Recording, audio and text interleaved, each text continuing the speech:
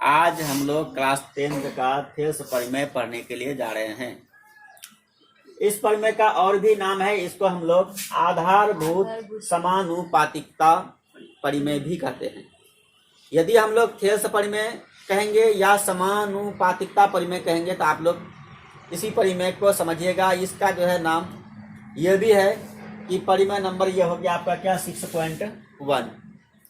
परिमेय नंबर ये कितना है 6.1। यही है आपका क्या थेल्स परिमेय।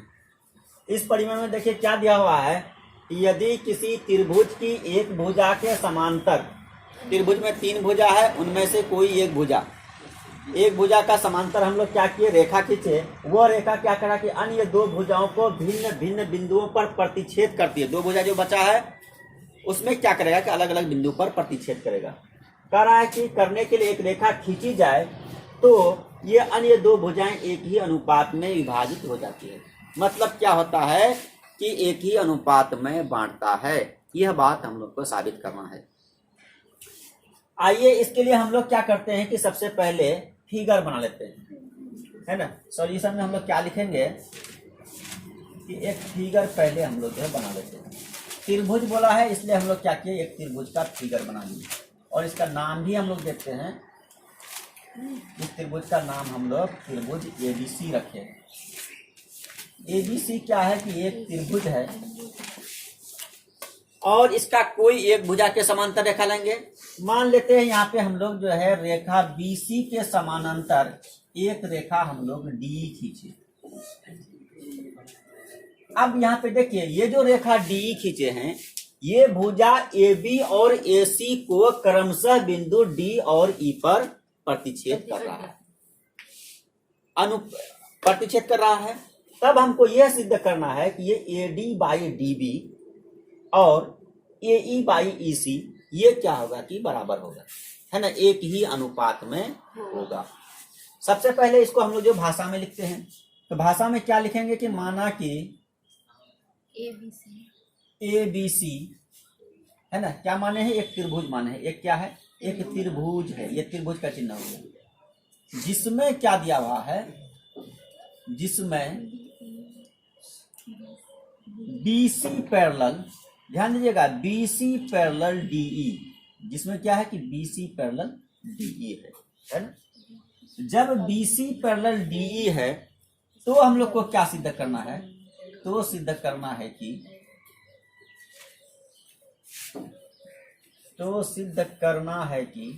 क्या सिद्ध करना है, बोलिए। हम लोग को सिद्ध करना है AD/DB बराबर सिद्ध करना है AE/EC, है ना। देखिए आप लोग का जो है कितना जो है आसान कर दिए, एकदम लैंग्वेज में कोई प्रॉब्लम नहीं। सिर्फ क्या करना है कि माना कि ABC क्या है, एक त्रिभुज है जिसमें BC पैरेलल DE ये हम लोग खींचे हैं। तो क्या सिद्ध करना है कि AD/DB बराबर AE/EC। अब हम लोग क्या करते हैं कि रचना करते हैं। क्या करेंगे, कंस्ट्रक्शन। इसको हिंदी में हम लोग रचना बोलते हैं, अंग्रेजी में कंस्ट्रक्शन बोलते हैं। रचना में हम लोग क्या करते हैं, आप लोग को जो है पहले ही बताए थे कि ये जो है D से जो है एक लंब जो है खींचेंगे, है ना, DM लंब किस पे खींचे, AC पर खींचे है ना। फिर E से एक लंब खींचेंगे। E से क्या करते हैं हम लोग, एक लंब खींचते हैं किस पे, AB पर। इसका नाम दे दिए N। EN लंब AB और DM लंब AC। ये काम किए। और काम हम लोग करेंगे रचना में। वह क्या काम है कि B से हम लोग E तक मिलाते हैं। B से E तक मिलाया, फिर जो है D से C तक हम लोग मिलाए। ये सारा काम हम लोग रचना में किए। तो रचना में लिखेंगे, रचना में क्या लिखेंगे कि DM परपेंडिकुलर AC, कॉमा दीजिए, और क्या लिए हैं, EN लिए हैं, EN परपेंडिकुलर क्या AB, पूरा भुजा ले लेते हैं। और क्या किए हम लोग कि B से E, यही ना, इसको क्या पढ़िएगा, इसका मतलब होता है B से E, कॉमा दीजिए, डी से सी है ना, मिलाया कर दिए। इतना काम आप लोग रचना में किए। रचना के बाद अब हम लोग क्या करेंगे, परमान लिखेंगे। परमान, परमान का अंग्रेजी होता है प्रूफ। परमान, परमान में क्या करते हैं हम लोग, आप लोग यहाँ पे देखिए क्षेत्रफल निकालते हैं। एरिया ऑफ त्रिभुज ADE, इसको क्या पढ़िएगा आप लोग, एरिया ऑफ त्रिभुज ADE, और बाई दीजिएगा एरिया ऑफ त्रिभुज BDE। BDE, ये दोनों त्रिभुज का हम लोग क्या किए, क्षेत्रफल निकालते हैं, वो भी अनुपात में। ठीक है, तो अब क्या हो जाएगा, ये ADE का क्षेत्रफल निकालने के लिए आप लोग क्या जानते हैं, त्रिभुज के क्षेत्रफल का फॉर्मूला क्या होता है, हाफ इंटू आधार गुना ऊंचाई। ठीक है, यही ना। तो आधार क्या, हाफ तो लिख दिए, आधार इसका AD, आधार AD, और ऊंचाई ये जो लंब डाले हैं EN, लंब क्या EN लिए ना। अब हम लोग क्या करेंगे, फिर जो है एरिया निकालेंगे किसका, BDE का, BDE का निकाल रहे हैं। तो फिर इसका भी वही फॉर्मूला, हाफ इंटू आधार। आधार देखिए जितना भाग का आप लोग जो है, जितना जो है आधार लीजिएगा उसी का क्षेत्रफल निकलेगा। तो इस बार आधार हम लोग BD लेंगे या DB लेंगे, क्या लेंगे, DB। और ये जो ऊंचाई लंब डाले हैं तो ये AB पर लंब है, तो यहाँ पे भी हम लोग EN लिखेंगे, है ना। इसको आप लोग ये नहीं समझिएगा कि ये लंब किस पे है, ADE पर है, तो यहाँ जो है क्षेत्रफल कैसे निकलेगा, ऐसा नहीं होता है।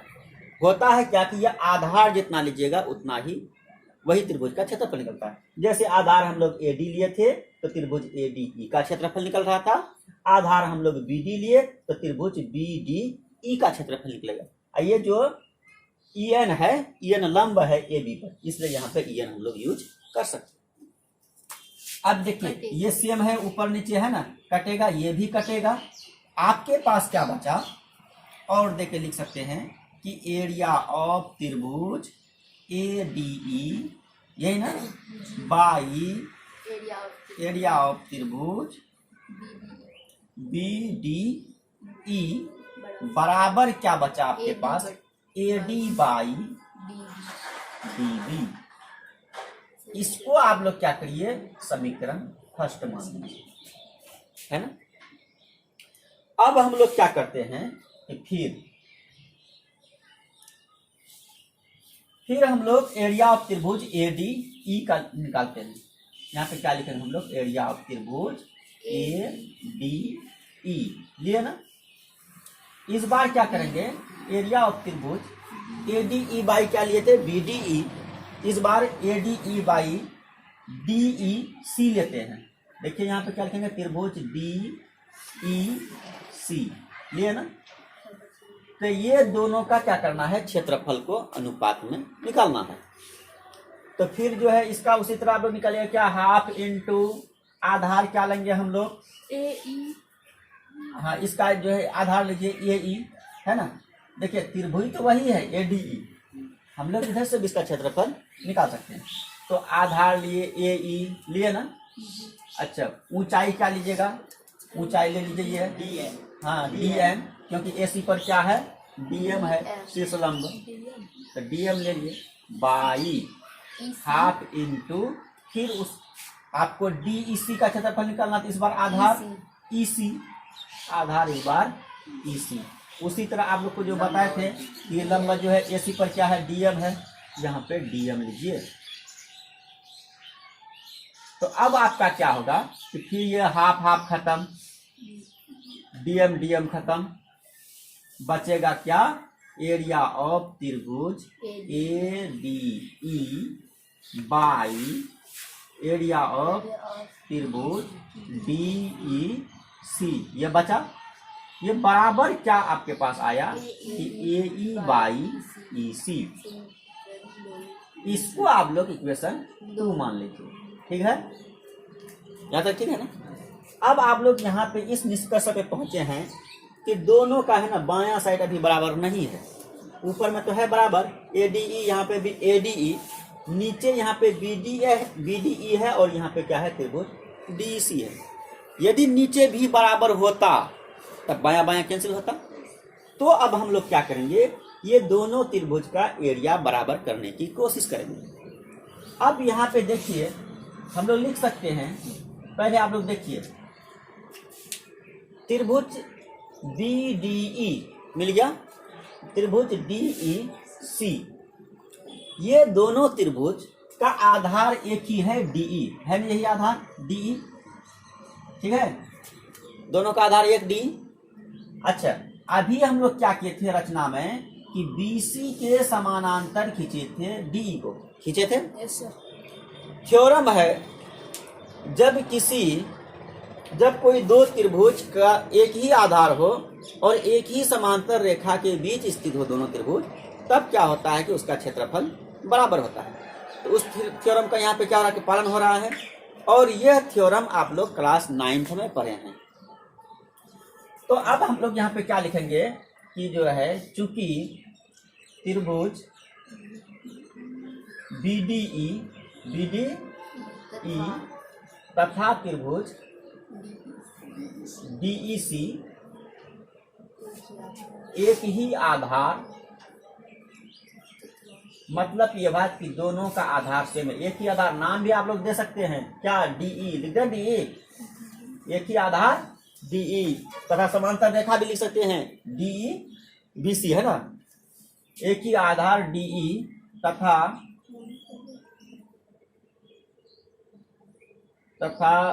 एक ही समांतर रेखा लिख दीजिए, एक ही समांतर रेखा के बीच स्थित है ना, बीच स्थित है। जब ऐसा है तो अब क्या होगा कि एरिया ऑफ त्रिभुज BDE बराबर हो जाएगा एरिया ऑफ त्रिभुज DEC, यही होगा, होगा ना। अब हम लोग क्या करेंगे कि समीकरण 2 में DEC है ना, यस सर। तो DEC के स्थान पे क्या लिख देंगे, BDE, समीकरण 2 में। तो ऊपर में जो है उसको उतारिए, एरिया ऑफ त्रिभुज ADE, नीचे क्या करेंगे एरिया ऑफ त्रिभुज ये जो DEC है, जहाँ क्या याद DEC है ना, इसका बदलाव क्या है BDE लिख दिया ना। क्यों लिखे, क्योंकि बराबर हम लोग प्रूव कर चुके हैं। आगे जो है उसको जो है उतार लेते हैं, तो AE/EC, यही ना, ये इक्वेशन क्या हो गया आपका 3 हो गया, है ना, ये कितना हो गया 3। अब आप लोग देखिए तो बराबर है कि नहीं है। जब 1 और 3 का बायां साइड बराबर है तो दायां भी स्वतः बराबर। हम लोग यहाँ पे लिख सकते हैं फ्रॉम इक्वेशन 1 and 3, तब क्या मिलेगा हम लोग को कि AD/DB बराबर क्या मिलेगा AE/EC। इस तरह हम लोग क्या किए, थेल्स परिमेय जो है प्रूव्ड कर लिए। ठीक, इसको उतारिए।